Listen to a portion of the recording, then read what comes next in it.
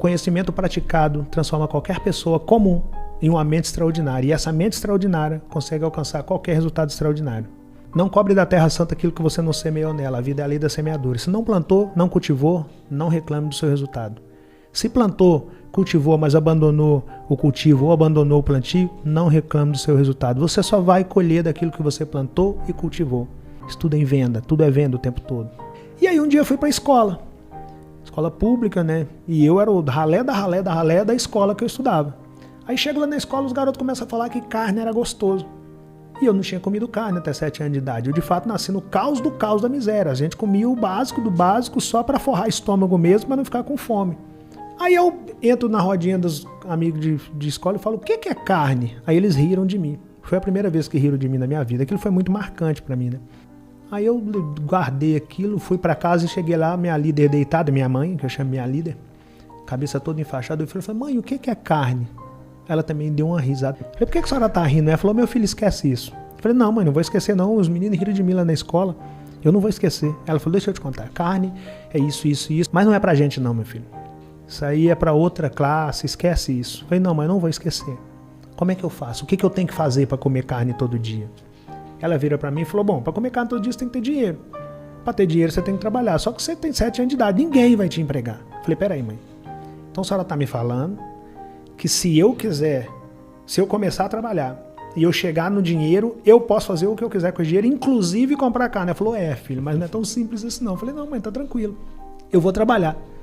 Aí saí de pé da minha mãe e sentei lá na calçada e tô lá observando, pensando, como é que eu vou trabalhar, né? Fazer o quê? De fato a minha mãe tá certa, ninguém vai me empregar. Só que aí passa um cara vendendo verdura. Um verdureiro. A verdura num carrinho de mão. E para na porta de uma casa e oferece verdura para uma senhorinha chamada Dona Conceição.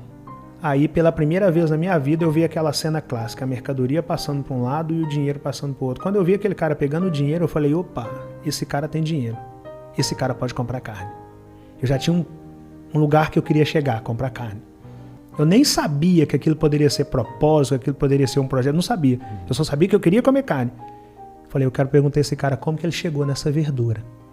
Aí eu esperei ele fazer o atendimento dele, quando ele passou perto de mim, eu falei, moço, como é que o senhor fez para chegar nessa verdura? Ele virou para mim e falou, olha meu filho, eu tenho uma equipe. Eu falei, me explica a sua equipe, moço. Ele falou, bom, eu tenho um financeiro, que é quem compra a semente, eu tenho uma pessoa que planta, depois da pessoa que planta eu tenho uma que cultiva e depois eu tenho uma pessoa que colhe e eu sou o cara que vende. Quando ele falou, eu sou o cara que vende, eu falei, eu quero ser o cara que vende. Ele deu uma risadinha, eu falei, o senhor é o quarto cara que ri de mim, mas eu vou comer minha carne, você vai ver. Viro para meus irmãos e falou, aqui ó, nós temos que formar uma equipe. E eu só tinha um irmão que trabalhava, que é o mais velho. E meu pai nos ensinou aquela ideia que eu falei no início, de que se por um lado não tínhamos muita coisa, por outro lado nós tínhamos uns aos outros. Então, por mais surto que fosse a ideia de eu falar que nós precisamos formar uma equipe, eles já tinham escutado a palavra equipe do meu pai, do nosso líder, então já não era novidade para eles aquela palavra e também não era um surto eu estar falando aquilo, sendo filho de quem nós éramos. Nós somos, na verdade. Falei, Ringo, você é o único que trabalha.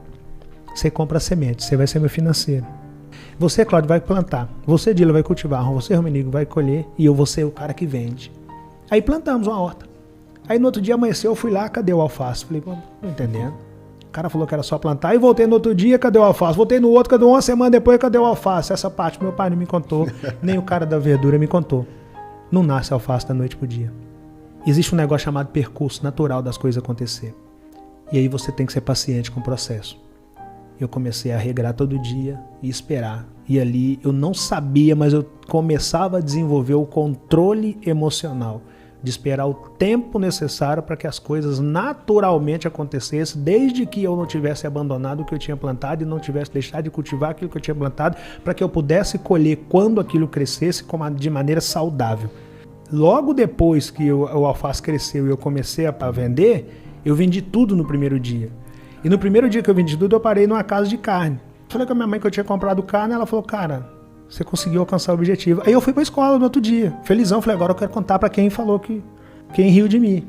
E aí a minha professora, coincidência ou não, no outro dia ela falou, Joãozinho, você quer ser o quê quando crescer? Ah, eu quero ser dentista, professora.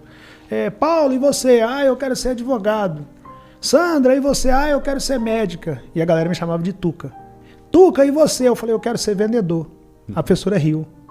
Falou, Tuca, vendedor é um cara que deu errado em tudo e que o que sobrou para ele foi trabalhar. Falou, não, Tuca, vendedor não. Vendedor não é profissão.